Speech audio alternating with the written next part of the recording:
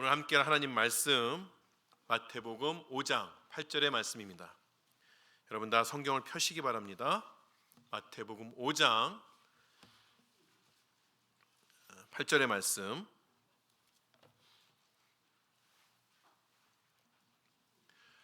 제가 봉독합니다.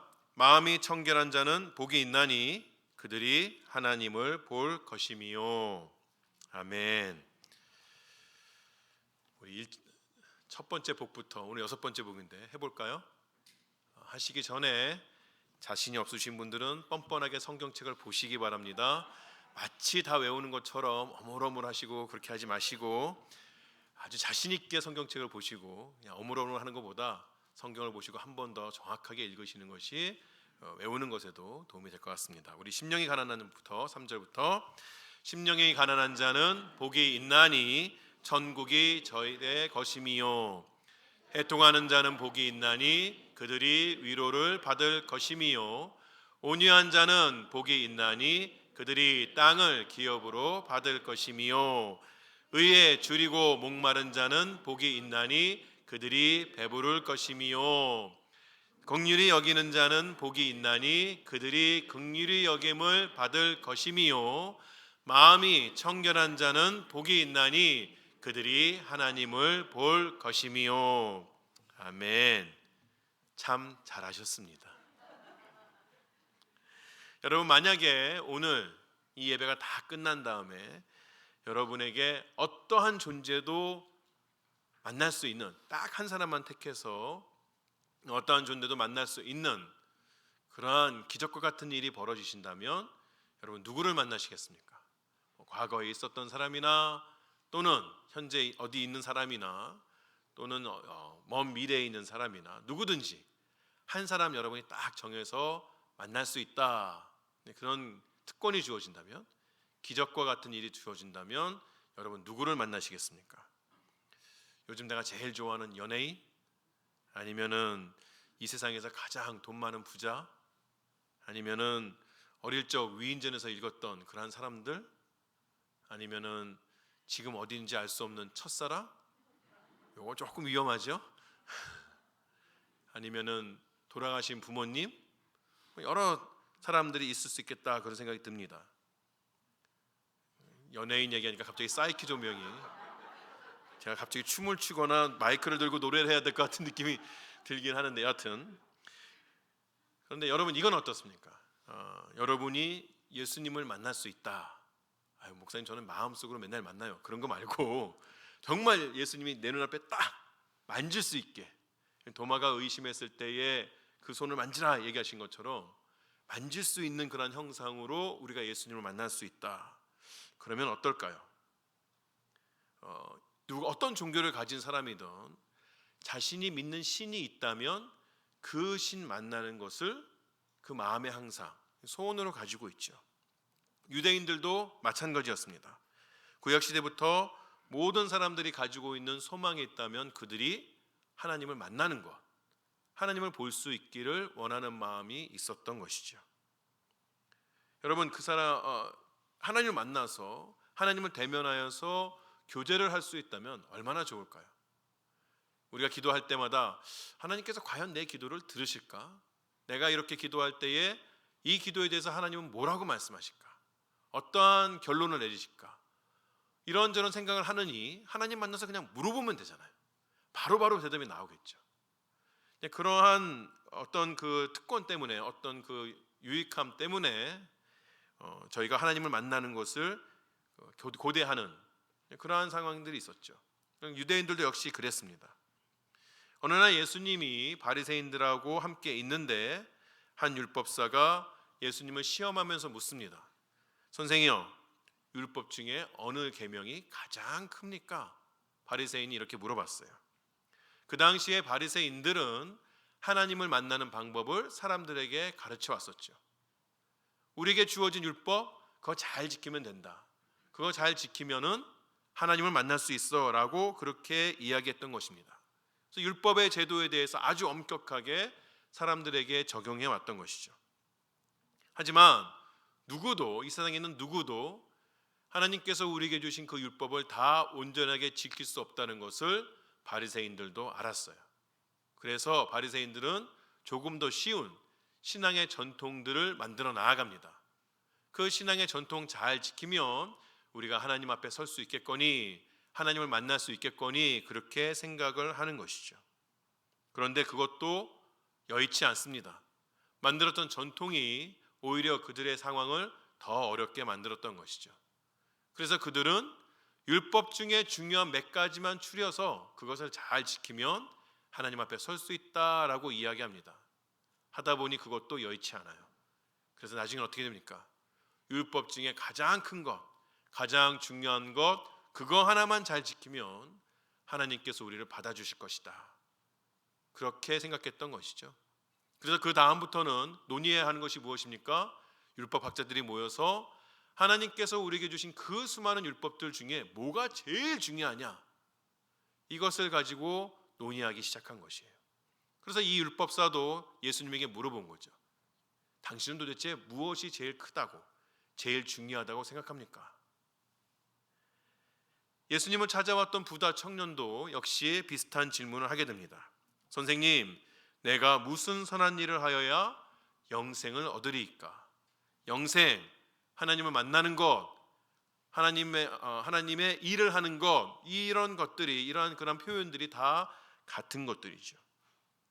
그런데 오늘 우리가 보는 팔복의 6번째 복은 이러한 질문들에 대해서 대답을 해줍니다. 마음이 청결한 자가 하나님을 볼 것이다, 이렇게 예수님께서 답해 주시는 것이에요. 구약의 전통에 있어서 마음은 감정과 의지와 지성이 함께 있는 그러한 자리로 이해가 되어 왔습니다. 성경에는 이 인간의 감정이 있는 것을 배다, 그런 표현이 있죠. 그래서 갑자기 난데없이 창자가 끊어진다는 등, 창자가 들끓는다는 등 이런 표현들이 성경에 나오는데, 그것은 유대인들의 생각에 인간의 감정을 배로 느끼는 그러한 생각들이 있었기 때문에 그렇습니다. 그러나 성경을 또 자세히 보게 되면 인간의 감정도 역시 이 마음 가운데 있다, 감정만 있는 것이 아니라 지성과 의지도 그 마음 가운데 있다고 표현이 되는 것이에요. 그래서 하나님께서 인간을 만나실 때에도 이 인간의 마음에서 인간들을 만나신다고 생각해 왔습니다. 그렇기 때문에 마음을 잘 다스리는 것, 그것이 매우 중요한 것이 되는 것이죠. 잠언서 4장 23절 이렇게 이야기합니다. 모든 지킬 것 만한 것 중에 더욱 내 마음을 지키라. 생명의 근원이 이에게서 남이니라. 이 마음으로부터 인생에 살고 죽는 것이 다 결정이 된다는 그러한 의미가 되는 것이에요. 예수님께서는 이 마음이 청결한 자가 복이 있다, 이 마음이 청결한 자가 하나님을 볼 수 있다고 이야기하는 것이죠. 헬라어에서 이 청결을 나타내는 단어는 카타로스입니다. 여러분, 카타르시스 이런 말 들어보셨죠? 이 카타로스와 카타르시스는 같은 어원에서부터 발생된 그러한 단어입니다. 카타르시스, 그러면 어떤 의미입니까? 이 카타르시스라는 것은 영혼이 정화되는 것을 이야기해요. 어떤 히어로 무비에서 악당이 막 설치고 있을 때에 갑자기 난데없이 영웅이 나타나가지고 다 때려부시면 마음이 시원해지죠. 슬픈 영화를 볼 때에 막 주인공 눈물 펑펑 흘리면 우리도 눈물을 막 흘립니다. 다 이렇게 눈물 흘리고 나면 마음이 시원해지는 것을 느낄 수 있어요. 이런 것들이 이제 카타르시스, 영혼이 정화되는 것 같다, 이러한 표현을 하게끔 되는 것이죠. 그런 것처럼 이 카타로스도 더러움과 죄악을 씻는다라는 그런 의미가 있습니다. 또 이 카타로스는 섞이지 않거나 순전하거나 찌꺼기가 제거되었다는 그러한 의미도 역시 가지고 있습니다. 그래서 오늘은 이 두 가지를 하나씩 우리가 살펴보려고 합니다. 먼저 마음이 청결한 것은 마음의 더러움과 죄악을 씻는다는 그러한 의미를 가집니다. 앞에서 율법 교사들과 바리새인들에 대해서 이야기했는데, 이들의 문제가 무엇입니까? 이들은 하나님을 만나기 원한다고 이야기하면서 헛된 일에 힘을 쓰고 있는 것이에요. 그들이 강조했던 율법을 온전히 지킴으로 하나님을 만나기는 사람들을 하나님 앞으로 더 가까이 오게 하는 그러한 방법이 되기는커녕 오히려 율법을 지키지 못한 그러한 죄책감 때문에 낙담하고 좌절하는 사람들만 만들어 갔습니다. 그들은 자신의 삶의 근본적인 문제를 해결하지 못하고 오히려 매 순간순간을 염려와 근심으로 살아갔던 것이에요. 그러니까 그런 가운데에서 이 어떤 그런 율법을 지키려다가 오히려 스스로에게 더 어려움을 주는, 그래서 그 마음이 낙담돼 있는 그런 환경 가운데서, 상황 가운데서 세례 요한이 등장하는 것이죠. 세례 요한이 광야에서 외칠 때에 그의 메시지가 무엇이었습니까? 회개하라, 천국이 가까웠다. 우리 여호와 하나님께서 약속하신 그 메시아가 이제 곧 우리에게 나타나실 것이다. 너희는 스스로 죄인임을 고백하고 그를 맞을 준비를 해야 한다. 하나님께서 우리에게 주신 율법 중에 단 하나도 제대로 지킬 수 없는 우리들, 그 모습을 스스로 고백할 때에, 정직하게 하나님 앞에 들고 나아갈 때에 하나님께서 약속하신 그 메시아가 내 민손을 잡아줄 것이다. 너의 짐을 덜어줄 것이다. 그렇게 세례 요한이 광야에서 외쳤던 것이에요. 회개하라, 천국이 가까웠다는 것은 다른 바리새인들처럼 지금 더 아주 극렬하게, 아주 정통적으로 율법을 지켜야 한다는 말이 아니라 그 상한 마음을 가지고 주님 앞에 나오라는 것이죠. 이러한 메시지가 광야에서 외쳐질 때에 힘들고 어려워했던 그런 수많은 사람들이 하나님 앞에 나와서 회개했던 것을 볼 수가 있는 것이에요. 이 메시지에서 사람들은 정죄의 하나님을 만나는 것이 아니라 평안의 하나님, 샬롬의 하나님을 만나게 되는 것이죠. 그러니 당연히 많은 사람들이 하나님을 만나러 오지 않았겠습니까? 광야로 나온 사람들에게는 그래도 소망이 있었어요. 왜냐하면 그들이 광야로 나와서 세례를 받을 때에는 자신의 죄를 회개할 수 있는 그런 죄인의 모습으로 나왔기 때문에 그랬던 것이에요. 하지만 수많은 이들은 여전히 자신의 의로움을 내세우면서 하나님의 진노를 모면해 보려는 그러한 가증스러운 일들을 계속 해왔던 것이죠. 이들은 자신이 할 수 있는, 잘 지켜왔던 알량한 몇 가지 행동들을 가지고 자신을 의인인 체 하면서 나아가는 것이에요. 자신의 어떤 그 율법적인 태도가 마음에 들지 않거나 조금 더 부족함이 있다고 생각한다면, 그러면 그 옆에 있는 더 연약한 사람들과 자신을 비교하면서 나는 적어도 저 사람과 같지 않아, 이러한 말로 스스로를 의인이라고 생각해왔던 것이죠. 그들이 또 율법에 따라서 얼마나 엄격하게 정결의식을 행해왔습니까? 그렇다고 해서 그들이 정결해졌나요? 그들이 깨끗한 사람이었을까요? 하나님께서는 그렇게 생각하지 않았던 것이죠. 그들은 외적으로 화려한 옷을 입었을지 모르지만 내면적으로는 추악하기 짝이 없었습니다. 하나님께서 이런 모습을 칭찬하십니까? 아니지요. 왜냐하면 하나님께서는 사람은 외모를 보지만 하나님은 그 마음의 중심을 보시는 하나님이시기 때문에 그런 것이에요. 그들의 내면이 형편없기 때문에 하나님께서는 그들을 깨끗하지 않다고 말씀하십니다. 오히려 예수님께서는 바리새인들의 이런 모습을 가리켜서 뭐라 말씀하셨죠? 마치 회칠한 무덤과도 같다라고 그렇게 말씀하셨어요. 여러분, 이런 삶이 얼마나 고통스러운 삶인지 아십니까?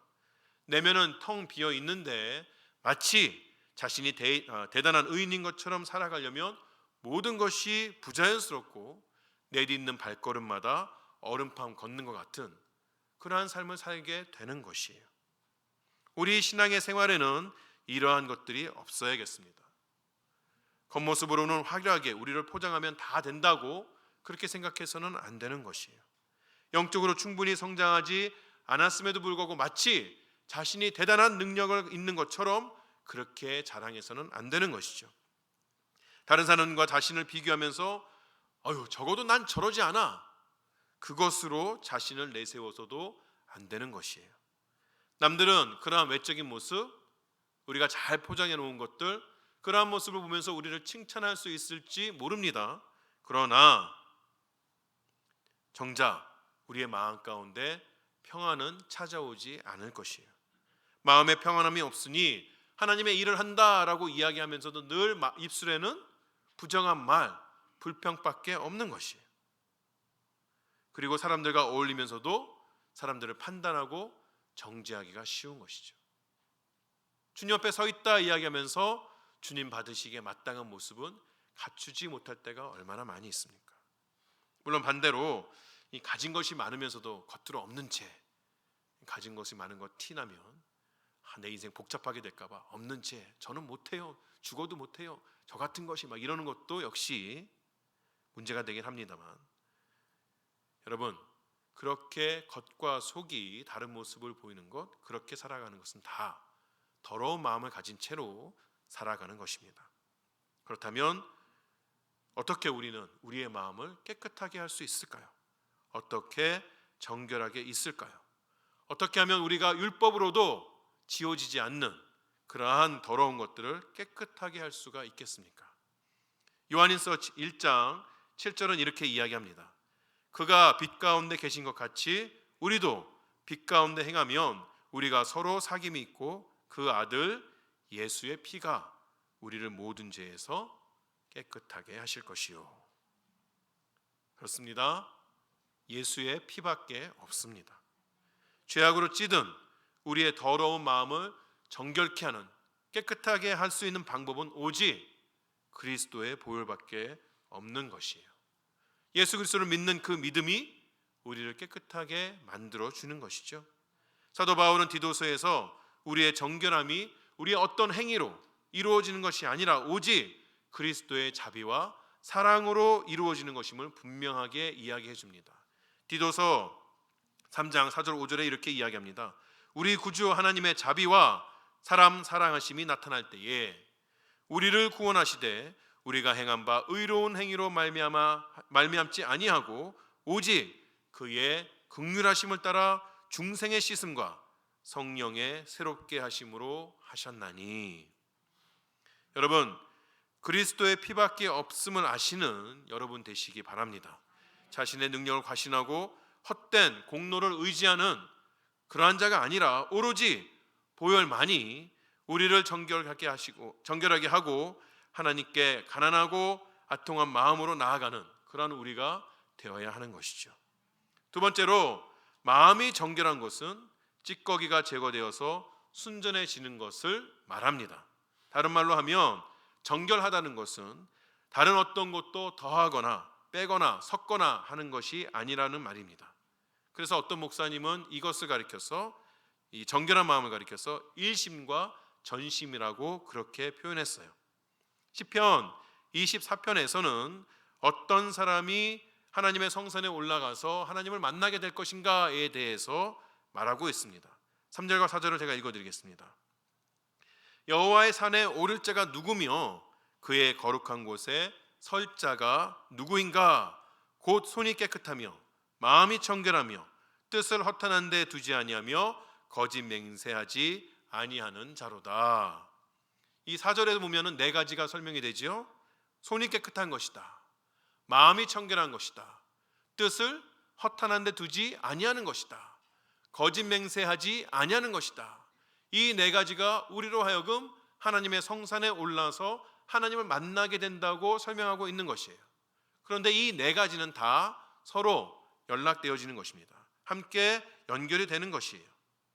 뜻을 허탄한 데 두지 아니하고 거짓 맹세하지 않는 것이 곧 손이 깨끗한 것이며 마음이 청결한 것이라고 성경은 우리에게 이야기해 주는 것이에요. 사울 왕이 적절한 예가 되겠습니다. 사울 왕이 이제 그의 백성들과 더불어서 아말렉과 싸우러 나가는 것이에요. 그때에 하나님께서 사무엘 선지자를 통하여서 그에게 말씀하여 주시죠. 너희가 전쟁에 승리할 때에 그 아말렉 모든 사람들뿐만 아니라 그들이 가지고 있는 모든 것들을 다 없애야 한다, 소와 양들 다 죽여야 한다라고 그렇게 하나님께서 말씀해 주셨어요. 사울이 그 전쟁에서 이깁니다. 승리합니다. 그럴 때 그가 어떻게 합니까? 다 죽이되 볼만한 것들, 아까운 것들, 그런 것들은 싹 살려서 자신의 곳으로 가지고 오지요. 오다가 들키지요. 사무엘에게 들킵니다. 변명하기 시작하는 것이에요. 내가 나를 위해서 그런 것이 아니고 어쩌고 저쩌고. 사울이 왜 그런 행동을 합니까? 그의 마음이 나누어졌기 때문에 그런 것이에요. 그가 하나님을 전심으로 섬기지 않고 재물과 하나님으로 그의 마음을 나누었기 때문에 그런 일이 벌어진 것이죠. 이것은 정결한 마음이 아닌 것입니다. 앞에서 언급한 부자 청년도 결국에는 마음의 근심을 가지고 예수님을 떠나갑니다. 왜 그랬을까요? 예수님께서 그에게 하신 말씀 때문에 그랬어요. 예수님이 마지막에 그에게 이렇게 말씀하십니다. 예수께서 이르시되 내가 온전하고자 할진대 가서 내 소유를 팔아 가난한 자들에게 주라. 그리하면 하늘에서 보화가 내게 있으리라. 그리고 와서 나를 따르라 하시니. 이 청년은 다른 율법을 다 잘 지킬 수 있었습니다. 그러나 그의 인생에 있어서 큰 부분을 차지하는 재물과 하나님으로 양분된 그의 마음을 하나로 합칠 수는 없었던 것이에요. 이렇게 나누어진 마음, 깨끗한 마음이 아닙니다. 이렇게 나누어진 마음으로는 하나님의 성산에 올라서 그의 얼굴을 볼 수가 없다는 것이에요. 예수님께서는 두 주인을 절대 섬길 수 없다고 분명하게 말씀해 주셨습니다. 마태복음 6장 24절입니다. 한 사람이 두 주인을 섬기지 못할 것이니 혹 이를 미워하고 저를 사랑하거나 혹 이를 중히 여기고 저를 경히 여김이라. 너희가 하나님과 재물을 겸하여 섬기지 못하느니라. 재물뿐이겠습니까? 세상의 어떤 것도 하나님과 함께 섬길 수 있는 것은 절대 없습니다. 마음을 나눌 수 있을 만한 것이 절대 없습니다. 야고보서도 우리에게 같은 메시지를 줍니다. 야고보서 4장 8절에 하나님을 가까이 하라. 그리하면 너희를 가까이 하시리라. 죄인들아 손을 깨끗이 하라. 두 마음을 품는 자들아 마음을 성결하게 하라. 하나님을 가까이 하기 위해서는, 하나님의 얼굴을 보기 위해서는 반드시 두 마음으로 나누어진 그 마음을 성결하게 해야 하는 것이죠. 깨끗이 씻어야 합니다. 그리고 하나로 만들어야 하는 것이에요. 그 안에 어떤 것도 섞거나 어떤 것을 빼서도 안 되는 것이죠. 그렇기 때문에 우리는 마음을 청결하게 하는 것을 오직 한 가지만 바라는 것이라고 말할 수가 있는 것이에요. 여러분, 이렇게 우리가 생각을 해보죠. 이 방을 나가서, 이 예배실을 나가서 여러분 그 왼쪽을 보시면 당회실이 있죠. 목회실 당회실이 있습니다. 한참 공사 중인데 공사 다 끝나고 정리가 되면 그것이 여러분을 위한 또 도서관이 될 것이에요. 근데 그 안에 이제 들어가 보시면 이 책장 위로 트로피들하고 상패들이 쫙 있습니다. 자, 이렇게 이번에 치우면서 이 뭐 그렇게 크지도 않은 교회가 어디 가서 이렇게 많은 것들을 다 왔는지, 얼마나 많은지 모르겠어요. 그런데 그 많은 그런 트로피하고 상패들 중에서 딱 하나만 남겨놓는 거예요. 다 버리고 딱 하나만 남겨놓는다. 그럴 때의 마음에 신중함이 있겠죠. 왜냐하면 그 하나 남겨놓는 것이 어떻게 보면 우리 교회의 모습을 대표하는 것이 될 수 있기 때문에 그렇습니다. 축구대회에서 우승한 트로피 하나 딱 놓으면 사람들이 와서 보고, 야, 세미안교회는 축구 잘하는 교회구나. 어디 찬양대회 가서 입상한 그 트로피 아주 크고 멋있는 걸 하나 있는데 그거를 이제 딱 남겨놓는다 그러면 사람들이, 아, 세미안교회는 찬양을 잘하는 교회구나. 그 하나에 따라서 우리가 어떠한 모습을 가지는지를 대표할 수 있기 때문에 그 하나를 남겨놓는 것은 매우 중요한 것이라고 이야기할 수 있는 것이죠. 여러분이 뭐 옷방에 가신다. 옷을 다 버리고 딱 한 벌만 남겨놔야 된다. 목사님, 저에게 그런 아픔을 주시 마십시오. 한 벌만 남겨놓는다 그러면 그것도 고민이 되겠죠. 왜냐하면 그 한 벌로 나를 치장할 때에 사람들은 그것을 보며, 아, 저 사람은 어떤 사람이구나를 판단할 수 있기 때문에 그렇습니다. 그런 것처럼 여러분이 여러분 마음의 방에 들어갑니다. 여러분 마음의 방에 얼마나 많은 것들이 있겠어요. 여러분이 인생을 거쳐서 애를 써가지고 가져나온 것들도 있겠죠. 그리고 다른 이들에게 받은 것도 있을 수 있습니다. 또는 길 가다가 주워서 갖다 놓은 것도 있을 수 있을 것이에요. 어쨌든 간에 여러분 마음방에 있는 그런 수많은 것들은 언젠가는 그것이 내 인생에 도움이 될 것이라고 생각해서 다 갖추어 놓은 것이죠. 그런데 그 마음방에서 딱 하나만 남기고 다 버려야 됩니다. 다 버려야 돼요. 그럼 여러분은 무엇을 선택하시겠습니까? 무엇을 여러분 마음방에 하나만 딱 갖다 놓을까요? 여러분 마음방을 다 청소하고 그 중간에 딱 하나만 놓는다면 그것이 무엇이 될까요? 저는 여러분이 마지막으로 선택하는 그 하나가 바로 하나님이시기를 바랍니다. 왜냐하면 하나님만큼 오래도록 우리를 지켜줄 수 있는 분이 없습니다. 하나님만큼 우리에게 좋은 분이 없어요. 하나님만큼 우리를 사랑하는 존재가 없습니다. 하나님만큼 완전한 분이 없습니다. 하나님께서 우리 마음의 방의 중심에 계셔야 우리의 인생이 안전한 길로 순항할 수 있기 때문에 그런 것이에요. 사실 하나님 한 분만 있으면 충분하지 않습니까? 여러분, 요즘 여행 다니실 때에 그냥 여러 가지 챙겨가시지만 사실은 좋은 크레딧 카드 하나만 있으면 돼요. 제가 좀 이렇게 잘 빼먹는 그런 성격이라 어디 여행을 가면 다 잘 챙겼는데도 왠지 불안해요. 집에 문을 나갈 때까지도 불안합니다. 차를 타서도 불안해요. 뭘 빼먹고 오지 않았을까? 근데 그런 불안한 마음으로 이 여행을 떠나고 싶지 않아서 마지막에 하는 것, 제가 잘 쓰는 크레딧 카드 하나 딱 보고, 그래 없으면 가서 사지 그럼 되잖아요. 그러면 그런 것처럼 천지를 창조하시고 모든 것을 다스리시고 하늘과 땅의 귀한 것들로 우리의 삶을 채우기를 기뻐하시는 그 하나님이 우리 마음의 방의 중심에 계시면 사실 그것만으로 충분한 것이 되는 것이에요. 그 하나님께 일심으로 나아가는 여러분 되시기 바랍니다. 그 하나님께 전심으로 나아가는 여러분 되시길 바랍니다. 정리합니다.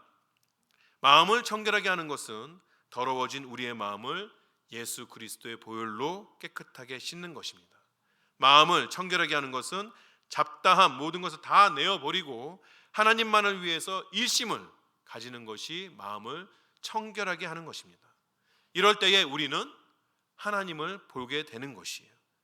저는 하나님이 멀리 계시다가 우리가 우리의 마음을 청결하게 하시면 우리에게 찾아오신다, 우리를 찾아오시고 우리와 가까이 하신다라고 그렇게 생각하지 않습니다. 하나님은 항상 우리 앞에 계셨던 하나님이에요. 왜 우리가 못 볼까요? 더러우니까. 우리의 눈이 더러워져서 그 하나님을 바라보지 못하는 것이죠. 그러나 우리가 그리스도의 보혈로 우리의 마음을 정결하게 할 때에 우리 눈이 뜨여지고 계속 그 앞에 계셨던 그 하나님이 이제서야 우리 눈에 뜨게 되는 것이에요. 우리가 우리의 눈으로 그를 볼 수 있게 되는 것이죠. 여러분, 우리의 마음이 청결할 때에 우리가 하나님을 보게 됩니다.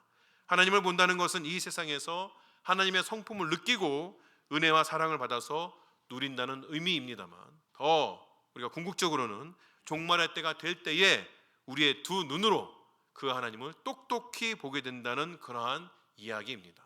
모세가 누렸던 것처럼 우리는 하나님과 거닐고 그와 대화하게 될 것이라는 것이죠.